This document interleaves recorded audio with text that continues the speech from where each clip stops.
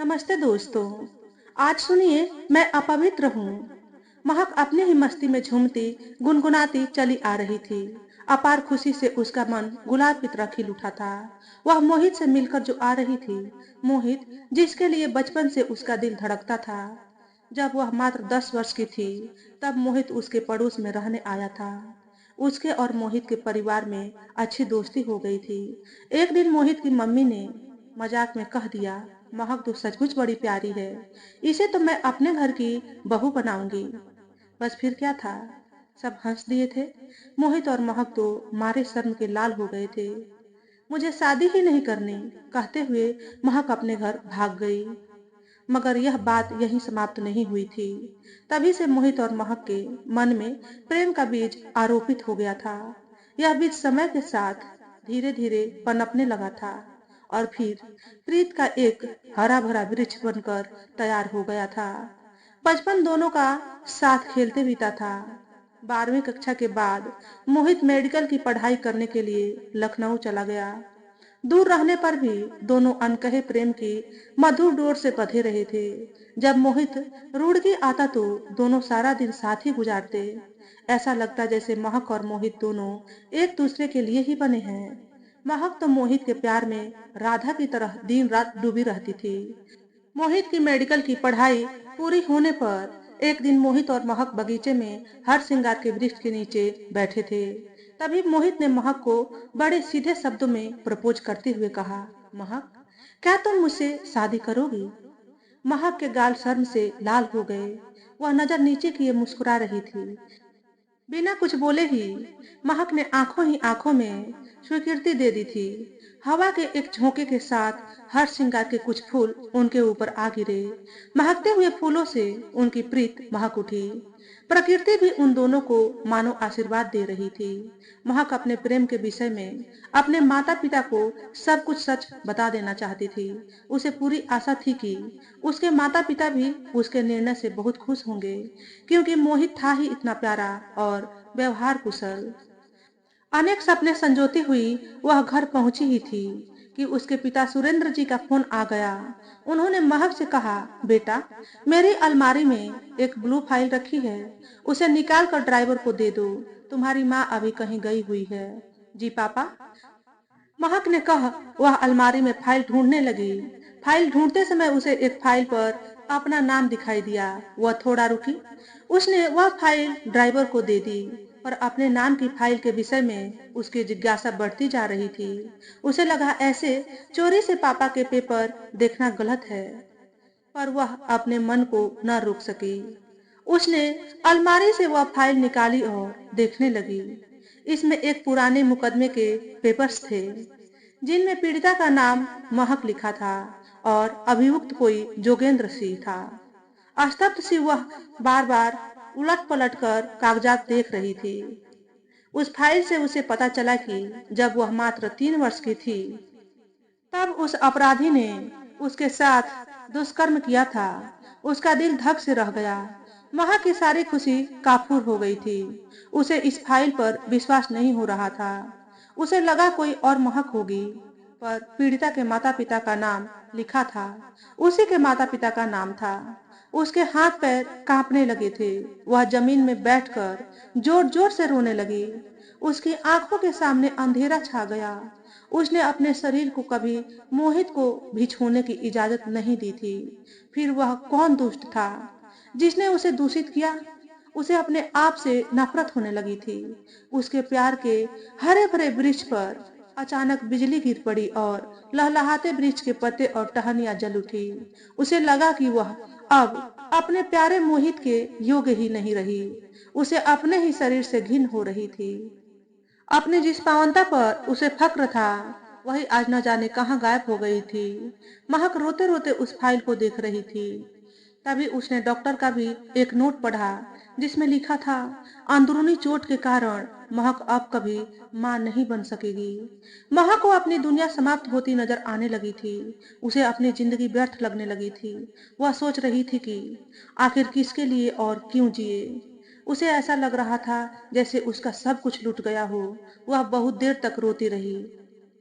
जब उसकी माँ मनीषा घर आई, तो उन्होंने उसके हाथ में वह फाइल देखी। उन्हें पूरी स्थिति समझते देर नहीं लगी। वे उसे उठाते हुए बोली, उठ बेटा।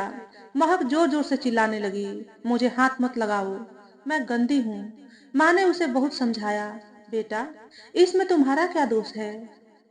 महक को एक गहरा आघात पहुंचा था। उस राक्षस की कल्पना मात्र से वह बुरी तरह डर गई थी। महक अपनी माँ के सीने से चिपक कर रोए जा रही थी।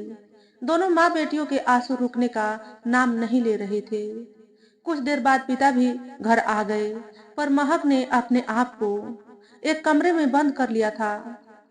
उसमें पिता का सामना करने की हिम्मत नहीं थी। पिता को जब सारी बात पता चली तो उनके पैरों के नीचे से जमीन सरक गई। जिस सत्य को उन्होंने इतने वर्षों से छिपा रखा था, आज वह महक के सामने अचानक प्रकट हो गया। सुरेंद्र इस सच को आजीवन महक से छिपाना चाहते थे, ताकि उनकी फूल सी बच्ची को कभी आघात न पहुंचे। उन्हें अपने ऊपर बहुत क्रोध आ रहा था कि क्यों उन्होंने महक से फाइल देने के लिए कहा, पर होनी को कौन टाल सकता है। महक इस आघात से बहुत परेशान हो गई। वह बहुत उदास हो गई, न किसी से बात करती और न किसी के सामने आती। दूसरे दिन मोहित उसके घर आया। मनीषा ने महक का दरवाजा खटखटाते हुए कहा, महक देख तो मोहित आया है। पहले तो महक ने कोई जवाब नहीं दिया, पर माँ के बार बार खटखटाने पर उसने कह दिया, मेरा सिर दुख रहा है, मैं दवा खाकर सो रही हूँ। निराश मोहित घर लौट गया और महक तकिए में मुंह छिपाकर रोती रही। पूरा तकिया आंसुओं से भीग गया। उसका रोना बंद ही नहीं हो रहा था। महक की हालत देखकर मनीषा बहुत दुखी थी। उनकी आंखों के सामने वह पुरानी घटना चित्रवत घूमने लगी। एक दिन जब वे नन्ही महक को एक पार्क में ले गई थी, तब कुछ पलों के लिए वे महक को अकेला छोड़कर उसके लिए गुब्बारा लेने चली गई। बस उसी समय महक को कोई चुरा ले गया। मनीषा चिंतित सी उसे सब जगह ढूंढती रही। सुरेंद्र भी अपनी बच्ची को ढूंढने के लिए तुरंत वहां पहुंच गए। पुलिस में भी रिपोर्ट लिखवा दी। माता पिता का रो रो कर बुरा हाल हो गया था।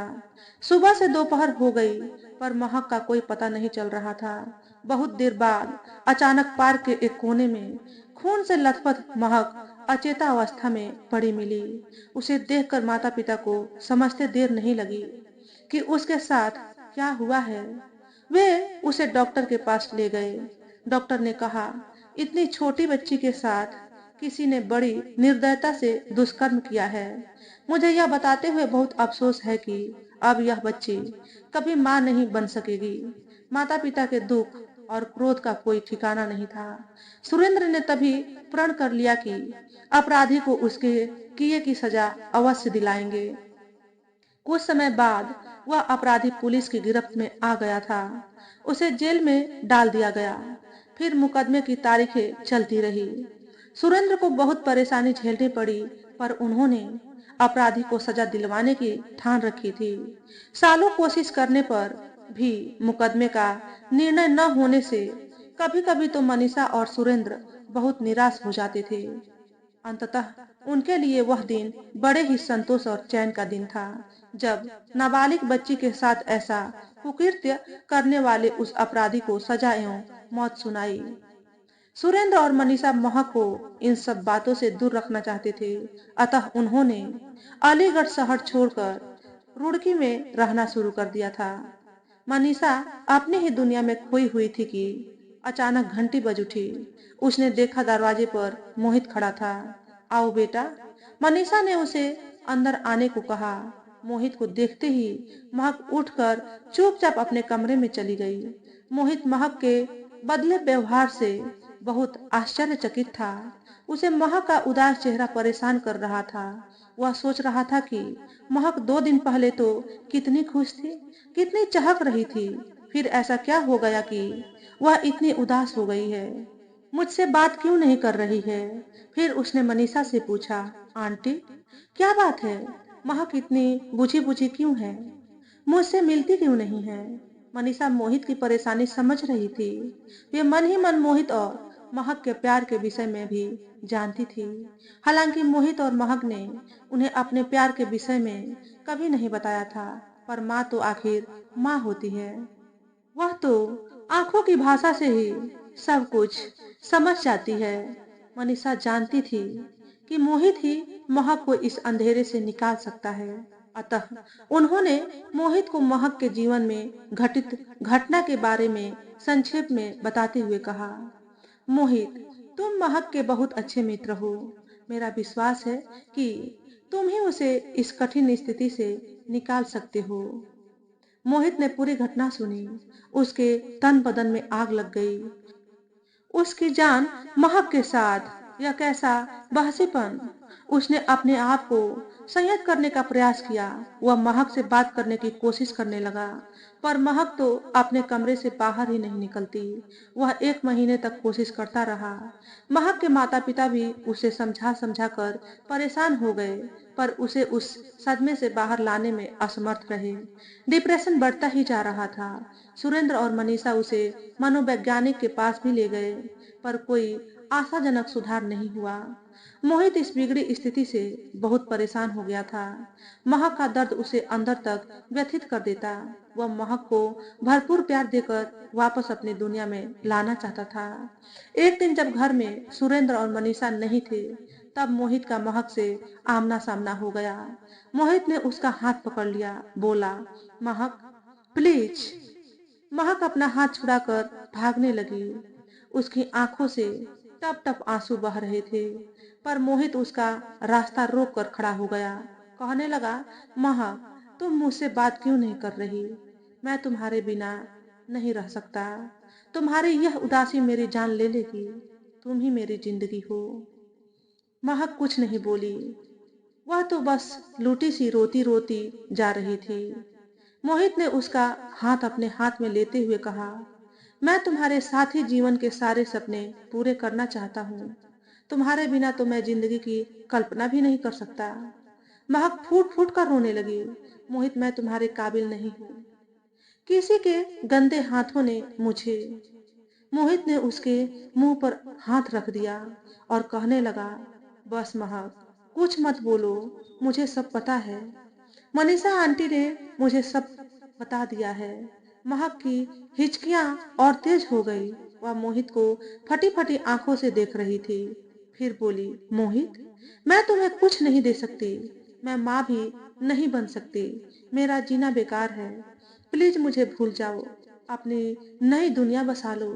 मोहित ने उसे एक प्यार की झप्पी दी और कहा, महक, मुझे कुछ नहीं चाहिए। अगर तुम मेरे साथ हो तो दुनिया की सारी खुशियां मेरे साथ हैं। क्या तुम मुझे अपने से अलग करके मुझे दुखी देखना चाहती हो? अपनी जान से दूर रहकर मैं कैसे जिंदा रह पाऊंगा? महक मोहित के पास खड़ी रोती रही। फिर बोली, मोहित, तुमसे शादी करके मेरा मन मुझे कचोटता रहेगा। मुझे हमेशा ऐसा लगेगा जैसे मैंने तुम्हें झूठी पतल दी है। मैं अपवित्र हूँ। मोहित ने उसे समझाते हुए कहा, तुम कैसे अपवित्र हो सकती हो? अपवित्र, मक्कार, दुष्ट तो वह राक्षस है जिसने तुम्हारे साथ यह दुष्कृत्य किया था। वह दुष्ट जिसने शिशु कन्या को भी नहीं छोड़ा। वह सबसे बड़ा दानव है। तुम अपने को क्यों कोस रही हो? तुम परम पवित्र हो। ये सब तुम मुझे झूठी सांत्वना देने के लिए कह रहे हो ना? मुझे तुम्हारी दया नहीं चाहिए। अब तो मैं तुम्हें बच्चा भी नहीं दे सकती। तुम्हें तो बच्चे इतने पसंद है। महक ने तीखे स्वर में कहा। उसकी आंखें रोते रोते लाल हो गई थी। उसकी कुछ समझ नहीं आ रहा था कि उसका भविष्य क्या होगा। मोहित ने उसे पुनः समझाया, महक, तुम चिंता मत करो। हम कोई बच्चा गोद ले लेंगे या फिर सैरोगेट मदर से बच्चा पैदा कर लेंगे। आज के विज्ञान के युग में बहुत कुछ संभव हो सकता है। हम माता पिता जरूर बनेंगे। बस तुम मेरी खुशी के लिए पहले जैसी बन जाओ। मैं तुम्हें ऐसे उदास नहीं देख सकता। अंकल और आंटी भी कितने परेशान हैं। प्लीज तुम अपनी सोच बदलो। मुझे अपनी पहले वाली हंसमुख, चुलबुली, प्यारी सी महक चाहिए। अपनी महक से मिलने के लिए मैं बेचैन हूँ। मोहित कई दिनों तक महक को समझाता रहा। मोहित घर आता फिर मनीषा से पूछता, आंटी, मैं महक को अपने साथ घुमाने ले जाऊं? मनीषा भी सहर्ष उसे मोहित के साथ भेज देती। मनीषा और सुरेंद्र को मोहित से बहुत आशा थी। मोहित हर दिन एक नए अंदाज में महक से प्यार की बातें करता, उसके खोए आत्मसम्मान और विश्वास को जगाता, उसमें प्रेम की भावना के प्राण फूंकता। धीरे धीरे उसका प्रयास रंग लाने लगा, समय बदलने लगा था। उनके प्रेम के वृक्ष पर आत्मसम्मान और विश्वास की कोपलें फूटने लगी थी। उसकी शाखाओं पर फिर मुस्कुराहट के फूल खिल उठे थे। चहकती चिड़िया फिर आकर नीड़ बनाने लगी थी। पावनी प्रीत की मधुरता और प्रसन्नता से वह वृक्ष पुनः लहलहाने लगा था। महक और मोहित को पुनः प्रसन्न देखकर सुरेंद्र और मनीषा भी बहुत खुश थे। एक दिन मोहित ने सुरेंद्र और मनीषा से कहा, अंकल, मैं महक से विवाह करना चाहता हूँ। मोहित की बात सुनते ही सुरेंद्र और मनीषा की आंखों से खुशी के आंसू बहने लगे। महक खुशी से खिल उठी थी। सुरेंद्र और मनीषा ने प्रसन्नता से कहा, यह तो हमारे लिए दुनिया की सबसे बड़ी खुशी है। महक और तुम्हारी जोड़ी बहुत सुंदर है। तुम दोनों ही एक दूसरे के पूरक हो। सुरेंद्र और मनीषा ने मोहित के माता पिता के सामने महक और मोहित के विवाह का प्रस्ताव रखा तो वे तुरंत तैयार हो गए। मुंह मीठा कराते हुए मोहित की माँ दीप्ति बेहद खुशी से बोली, मनीषा जी, मैंने तो बचपन में ही इसे अपनी बहू मान लिया था। सबके मन में शहनाई की धुन बज उठी थी। तो दोस्तों, आज के वीडियो में बस इतना ही। अगर हमारे द्वारा बताई गई कहानी थोड़ी सी भी अच्छी लगी हो तो वीडियो को लाइक और शेयर करें। चैनल पर पहली बार आए हो तो चैनल को सब्सक्राइब करके बेल नोटिफिकेशन को ऑल पर सेट कर लें, ताकि आपको ऐसे ही अच्छे अच्छे वीडियो देखने को मिले। हमेशा खुश रहें, हमेशा स्वस्थ रहें। वीडियो देखने के लिए आपका बहुत बहुत धन्यवाद।